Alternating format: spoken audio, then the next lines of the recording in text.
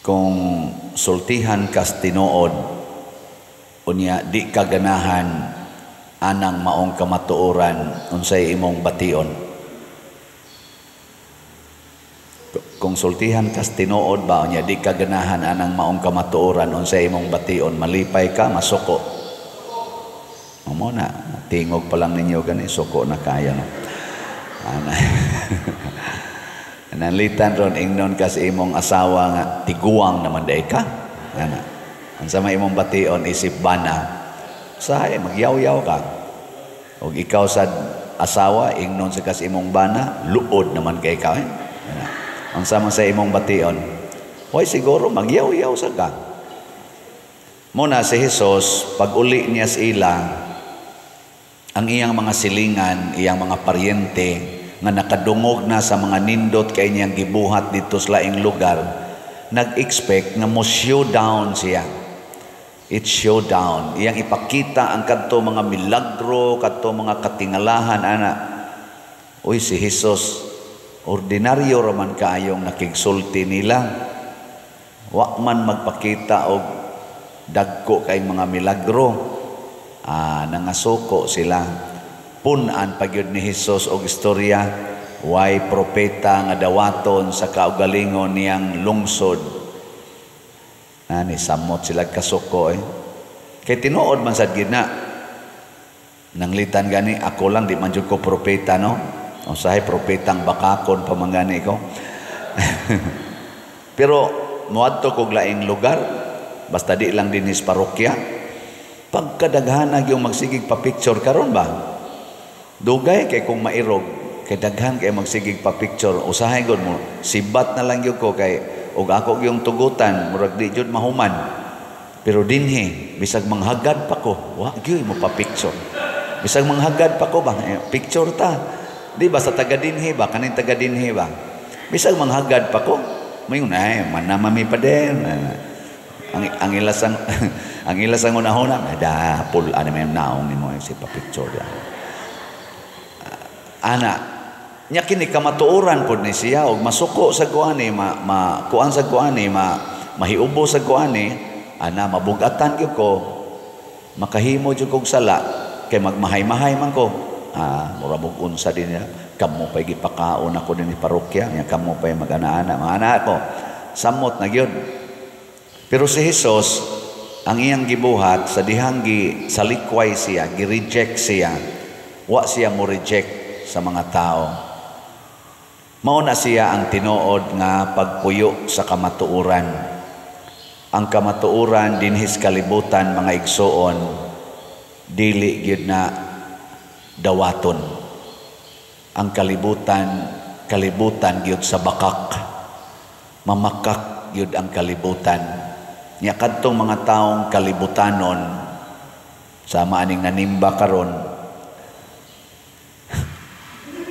bakakon sad be kamo kuno be gikan atong March 1 gikan lang sa March 1 March 24 naman ta karon kinsa ninyo ang wa gyud kapamakak bita sa kamot kuno be honest.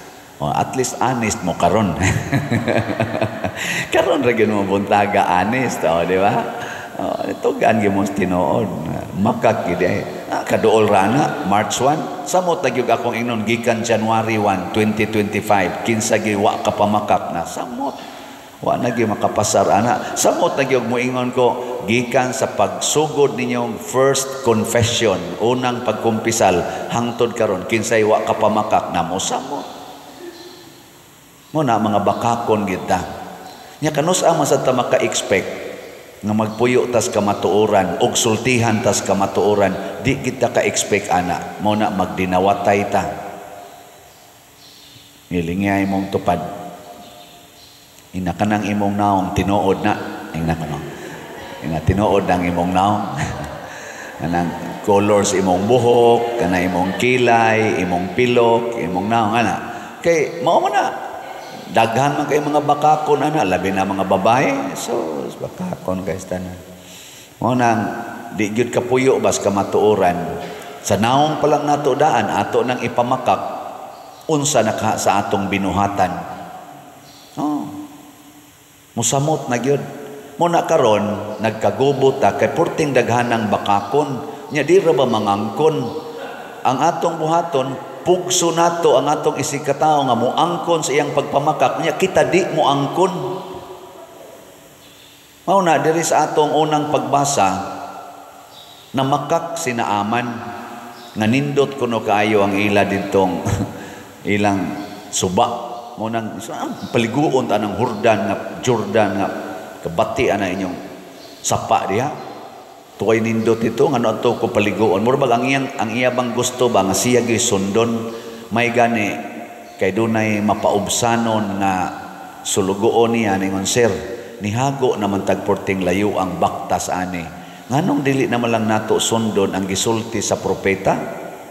Og nagpaubos sinaaman, iyang gilangkat ang iyang garbo. Og iyang gitan-aw ang iyang panginahanglan. Nga maayo siya sa iyang sanla. Nga di gyud siya makaayo ni ana by himself. Ang kamatuoran nagtug-an niya nga sanlahon ka. Bisan pagsikat ka nga pagkatao, bisan pag ikaw ang chief of staff sa inyong nasod sa Syria, pero sanlahon ka. Way armas, way gahom nga tawhanon nga makaayo ana. Og sa dihang iya nang naangkon nga gakinahanglan di ay siya nisunod siya gisulti sa tao nga ni presentar nga posibleng makaayo niya. And humbly nituslod siya kapito dito sa sapa sa Jordan. Yaon sa may nahitabo. Ha? Naayo siya. Porti niyang pasalamat. Ilingay mong tupad. Ina, gusto ka maayo? Gusto ka maayo? Ana? Oh, maayo. Gusto kang maayo? Wala. Pagpaubos. Kay kaning bakak o kaning garbo, magkuyog muna sila. Basta pagarbuhon, bakakon. Niya dayon mo pakapin dayon diha ang pagkamasukanon. Kanang bakakon, garbuhon sad na niya dali kay masuko. Sa Team Duterte o Team Marcos. Kinsa Manila ron ang mas bakakon. Ay tingog kana pamalandong lang ba? Na. Kinsa sad nila ang mas mapaubsanon. Kana bang makahimo kag bakak pero muangkon sa ka. Paghiring bitaw sa Senate nga gipanguluhan adtong ni Senador Amy a few days ago. Makita gid nato bab isigid sila depensahay, isigyog depensahay. Ana, makaingon kita nga in some degrees pamakak yun to the backs. Sige yung pamakak. Ambot o kinsa gid nila'y pinakabakakon. O na mag-inangkunay lang gid tata. Magpaubos ba? Og mo atubang tas kamatuoran. Bahala nag ang kamatuoran, sakit dawaton. Muna ilang giingon, truth hurts. Truth hurts. Na mo criticize na ko, Father, sige man kagwali, mura mag-in favor kay kang President Duterte, waday ka mo consider anang iyang EJK, anang ipamatay nga mga adik. Ako, kanusa man sa kuniingon nga wa ko maluoy anang mga adik nga gipangpatay, daghan magani ko adik nga gipangsagop, gikawatan na magani kog kapilas mga adik, sukad pa diha pa ko trabaho sa landbank hangtod karong pari na lang ko kapila na ko giunay anang mga adik, dili lang adik nga wa na ko mailhi, hastang mga adik nga ako gyung kaliwat, gipangilad naman ko ana nila, wa man nako sila patya nga nalipay sa day kong gipangpatay na sila, wa. Pero ang pangutana, kadto sang gipatay sa mga adik, purti masang daghana, unsa man say atong reaksyon ato. Ang accuse nga gipangpatay sa administrasyon ni Duterte gikas pagka-mayor hangtod na presidente, ang iya yung gisulti mga adik nya na ako ng mga inosente nga na apil, mga bata, mga babae, gitawag siya og collateral damage sa ila ng version. Collateral damage, murabag naali sila ba, stray bullet, inana naali, or ni babag-babag niya, galagot ng pulis kay napatya na sad sila, babag-babag agi patay na lang sa kapil. Mga collateral damage, unsaon man nato pagpruiba ang kamatuoran nga kani siya murder, kani siya legit ni nga encounter, naatay korte, filing kaso, simple ra gyud kayo. Filing kaso. Nganong wa may kaso sa EJK si President Duterte dinis ato? Mao man nahibudngan sa mga international lawyers. Why kaso din pero doon ay kaso sa ICC. Unsa man ang ilas ang ingon, di na mo prosper din kay influential kaayo. Na presidente pa day siya karon, di naman. Filing kaso, padugtaan na dias prisuhan. Okay ra gyud na. Pero og ditso sa tagpadaan niya ngadto sa ICC, mura na sa tag ni angkon nga mga bugo dinhing atong korte, nga incapacitated ang atong mga lawyers, ang atong mga prosecutors to know the truth about AJK of President Duterte. Nya mo angkon day tana, angkon day mo nga mga bugo atong mga lawyers dinhi kanang nagda sa Supreme Court, mga bugo na sila, mo angkon day mo. Ako di jud ko mo angkon. Kay mga bright gina sila. Oh. Nganom din ang atong bar exams dinhi binugo, daghan magiging mga hagbong ana kay purting lisura. Mo na nga di ta magpa kuano di ta magpa unya ang atong Philippine Constitution og dili na nato sundon diha ang provision. Nganom din ang atong Philippine Constitution, ubos na siya kaysa ubang mga nasod, ubos na siya kaysa ICC nga statutes, nga ang warrant of arrest sa ICC ato yung i-impose, bahala na ang atong constitution nag-ingon nga di yun i-deprive sa due process ang accused person, bisan pa gani ang guilty person di man gani i-deprive sa due process, bisan pa gani ang kana ganing naa gani mga PDL tagaan pa man ganing basic human rights kanang naa gyud konbiktado na gyud ato pamangani ng tagaag due process mo ng mga dili yun kuno inhuman ang mga facilities sa atong kaning mga prisuhan, mo reklamo pamangay ng uban mo na atong pailag kaso aron makilhan og kinsay ga EJK gyud tinud-anay kay ang mga adik pertis ang daghanang gipatay di nila sa ato sliluan, di ba? Naingon bitaw ko, na mga pari, gipangpatay ka adik, na ay mga estudyante, gipangpatay ka adik, na pa'y gipang rape, karong ganing bago, foreigner, na pag ito'y galakaw lang, karong lang yung ganing bago.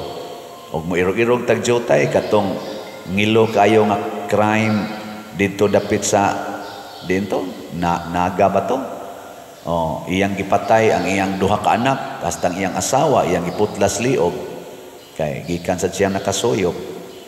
Ako kapila ko nagmisa og mga gipatay sa adik na pagani apo miunay patay sa duha niya kabuk-apuhan, lolo og lola niya iyag yung gipatay kay naglagot lang siya, sigihan siya og sulti.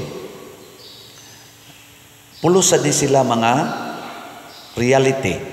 Nya dili day na siya EJK, dili na extrajudicial killing ni agi itong due process wa sad. Ala pailig kaso. Di na lang ta maglalis na atay korte. Nakaroon og ari sa tas morality. Moral ba? Na atay doktrina sa simbahan. Anha nato diha sutaon kung kinsa nato ang padong sa impierno o kinsa sad ang padong sa langit. Ang Ginoo na say atong korte ana. Ang Ginoo mo itong korte. Ang atong hearing kanus aman inig kamatay. Kaya naman sa uban nga bisag paila ni mong kaso diri sa kalibutan, makaikyas gyud. Kay tungod lagi anang ato sang ana-ana ba, naaman na siya. Tawhanon ramanta, huyang, makaikyas gyud. Don't worry, na ay katapusang korte nga mohukom nato. Ug unsa man ang atong Ginoo. Muna, unsa to'y tubag nato sa Salmo? Sa titubag na to, ang akong kalag giuhaw sa buhi nga Dios, anus aman ako makaatubang kaniya. Kung kita gidaog-daog na, kung kita gipahamtangan na sa mga silot nga dili angay kanato, mangandoy tang moatubang sa Ginoo. Ngilingay imong tupad, ina gusto na kang moatubang sa Ginoo. Gusto na? Na siya. Muna, kung tanaw na to si Kristo, relax ra kaayo. Nga naman, sila si Pedro Calungsod, Lorenzo Ruiz, atong mga santos, relax ra kaayo sa dihang giatake sila sa kalibutan. Nga naman, ang ilag yung number 1 nga pangandoy to see God face to face in heaven. O kung mauna na atong pangandoyon, dili na gani ta mangandoy og hustisya dinhis kalibutan, kung dili magsigi taghatag og hustisya para sa atong isig katao. Kanabang kita nay source of justice, kita nay source of compassion, kita nay source of forgiveness. Dili kay magsigi tagdiman og hustisya para nato. Sinaaman sa dihang naayo na siya mo'y nihatag nasad ngadto sa propeta, nihatag sad siya og gasa. Kanang manghatag na taba, ngilingya na sad imong tupad, ing na pilaroy slat imong paliton karong adlaw, ing na pilaroy slat imong paliton. Panghatag na og slat, sigig pangayog kwarta, sig pangayog kwartas Ginoo, di gani mo palit og slat nga pilar gina atong slat. Ang tulo na to ka slat is BF Dag 500, ang atong God's Healing and Deliverance 100, ang atong haligi para ni Mama Mary 100, 700 ra. Sigig pangayog kwarta unya sud sa usa ka buwan, di gani kahatag og 700 nya. Ang pangayoon tag 100,000 ana kay bayad sa utang ana. Kuan lang na din oy, panghatag na lang na ay sig pangayo. O kada tanawa siya rog dili na madako-dako. Maigsoon, ang tinud-anay kalipay naa sa atong paghatag og Dios nung butang ngadto sa atong isig katao. Dili sa pagpangayo og mga maayong butang, kung dili sa pagpanghatag yun. Muna hinaut unta, makapili tag mga kandidata sa atong midterm election karon nga mga manggihatagon og hustisya, manggihatagon og kamatuoran, manggihatagon og serbisyo nga mapaubsanon sa atong nasod. Dili mga tao nga magsigilag pangayo sa atong nasod og pabor, mo nang magsigig korupsyon, magsigi aning drugas, smuggling ug uban pa. Atong analyze og maayo niining mga nanagan karon, labi na gid anang team Marcos ug team Duterte. Ato silang analyson kinsa man nila ang tinuod yung manghatag og hustisya, manghatag og transparency, manghatag og accountability, manghatag og pagsumpo nining mga drugas, mga smuggling, mga terrorism og sa kakabos, kagutom sa atong katawhan. Kinsa man ani nila ang naay anak nga kinaiya. Mailhan na nato uban sa atong pagampo o sa pagsuta nila diha sa atong social media. Kay nindot kayrong social media, kay naatanan diha ang bati o ang nindot, ang tinuod o ang bakak naa diha. Kita nalay mo sa ana. At least available ang kamatuoran o ang pranang live stream. Bakak din ang live stream. Ang kanang gi-post tingali kanang kuan na magero isyo sa atong first lady, ang butlag tinuod ba na nga sige naman slag pangita hain kunong first lady kay niabot man kuno adtong March 11 pero gasigig ingon ang mga tao asa lagi pag live stream picture ang may ibutang isa di ba pag kanapig yung live interview ba gikan sa TV station nga mag-interview gyud nya mosulti siya unsay nahitabo. Wa pa man gyud live karon 23 naman lang 11 days na lang ang nilabay sige lag post og picture kana ba mga inana anha diha makita unsa ang social media muliho karon ang fake news ug ang true news nagsagol diha sama sa daning nanimba karon ang buangon ug ang buutan nagsagol sa dinhi kani ba kaning nanimba naaman sa inyong pamilya naa sa dihay buangon naa sa dihay buutan nagsagol gina. Kay matod pa ni Kristo dinhi sa kalibutan, nagsagol ang sagbot ug ang trigo. Mura sa tagbaling nga nagsagol ang maayo ug ang daotang isda. Kamaolad tang muhagpat. Kamaotang muhagpat. Ana ha?